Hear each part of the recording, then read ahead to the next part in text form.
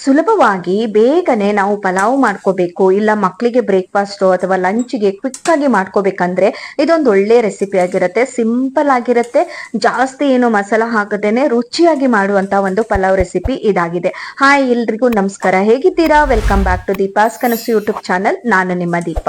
ಇವತ್ತು ಸಿಂಪಲ್ ಆಗಿ ಮಾಡುವಂತಹ ಪಲಾವ್ ಹೇಗೆ ಅಂತ ನೋಡೋಣ. ನಾನಿಲ್ಲಿ ಒಂದು ಕುಕ್ಕರ್ ತಗೊಂಡು 2 ಟೇಬಲ್ ಸ್ಪೂನ್ ಎಣ್ಣೆ, ಹಾಗೆ ಒಂದು 2 ಟೇಬಲ್ ಸ್ಪೂನ್ ಅಷ್ಟು ತುಪ್ಪ.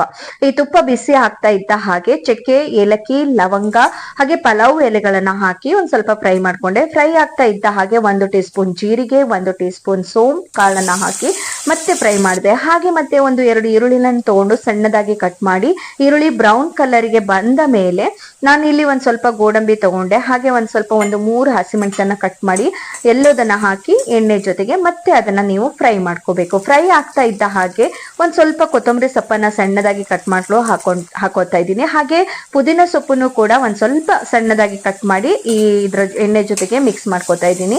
ಅದರ ಜೊತೆಗೆ 1 ಟೀ ಸ್ಪೂನ್ ಆಗುವಷ್ಟು ಶುಂಠಿ ಬೆಳ್ಳುಳ್ಳಿ ಪೇಸ್ಟ್ ಅನ್ನ ಹಾಕಿ ಚಂದ ಮಾಡಿ ಒಂದ್ಸಲ ಮಿಕ್ಸ್ ಮಾಡಿ. ಮಿಕ್ಸ್ ಆದ್ಮೇಲೆ ನಿಮ್ಗೆ ಇಲ್ಲಿ ಯಾವ ತರ ತರಕಾರಿ ಬೇಕೋ ಅದನ್ನ ಸೇರಿಸ್ಕೊಳ್ಳಿ. ನಾನಿಲ್ಲಿ ಕ್ಯಾರೆಟು, ಬೀನ್ಸು, ಬಟಾಣಿಯನ್ನ ತಗೊಂಡು ಫುಲ್ ಫ್ರೈ ಮಾಡ್ಕೊಂಡೆ. ಅದೊಂದ್ 2 ನಿಮಿಷ ಫ್ರೈ ಮಾಡಿದೆ. ಫ್ರೈ ಆಗ್ತಾ ಆದ್ಮೇಲೆ ನೀವು ಇಲ್ಲಿ 1 ಟೀ ಸ್ಪೂನ್ ಅಷ್ಟು ಗರಂ ಮಸಾಲ, ಒಂದು ಅರ್ಧ ಕಪ್ನಷ್ಟು ಮೊಸರು, ಹಾಗೆ 1 ಟೀ ಸ್ಪೂನ್ ಅಷ್ಟು ರೆಡ್ ಚಿಲ್ಲಿ ಪೌಡರ್ ಅನ್ನ ಹಾಕಿ ಒಂದ್ಸಲ ಆ ಮಸಾಲೆ ಎಲ್ಲದೂ ಕೂಡ ತರಕಾರಿ ಜೊತೆಗೆ ಮಿಕ್ಸ್ ಆಗ್ಬೇಕು. ಅಲ್ಲಿ ತನಕ ಚಂದ ಮಾಡಿ ಮಿಕ್ಸ್ ಮಾಡಿ.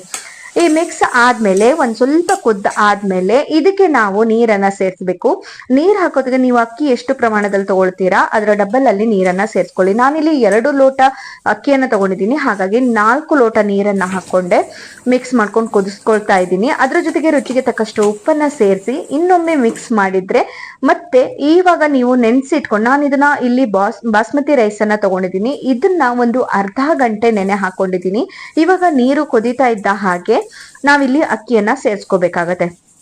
ಈ ಅಕ್ಕಿಯನ್ನ ಸೇರಿಸಿ ಒಂದ್ಸಲ ಮಿಕ್ಸ್ ಮಾಡ್ಕೊಳ್ಳಿ.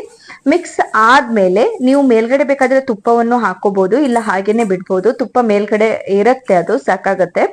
ಈ ರೀತಿ ಆದ್ಮೇಲೆ ನೀವು ಕುಕ್ಕರ್ ಅನ್ನ ಮುಚ್ಚಿ 2 ವಿಸಿಲ್ ಕೂಗ್ಸ್ಕೊಂಡ್ರೆ ನಿಮ್ ಪಲಾವ್ ರೆಡಿ ಆಗುತ್ತೆ. ಕ್ವಿಕ್ ಆಗಿ ಪಟ್ಪಟ ಅಂತ ಮಾಡ್ಬೋದಾದ ಒಂದು ಟೇಸ್ಟಿಯಾದ ರೆಸಿಪಿ ಈ ಪಲಾವ್ ಆಗಿರುತ್ತೆ. ಈ ರೆಸಿಪಿ ನಿಮ್ಗೆ ಇಷ್ಟ ಆಯ್ತು ಅಂತ ಭಾವಿಸ್ತೀನಿ. ಇದ್ರ ಜೊತೆಗೆ ನೀವು ಮೊಸರು ಬಜ್ಜಿಯನ್ನು ಕೂಡ ಮಾಡ್ಕೊಂಡು ಸೇವನೆ ಮಾಡಿದ್ರೆ ತುಂಬಾ ರುಚಿಯಾಗಿರುತ್ತೆ.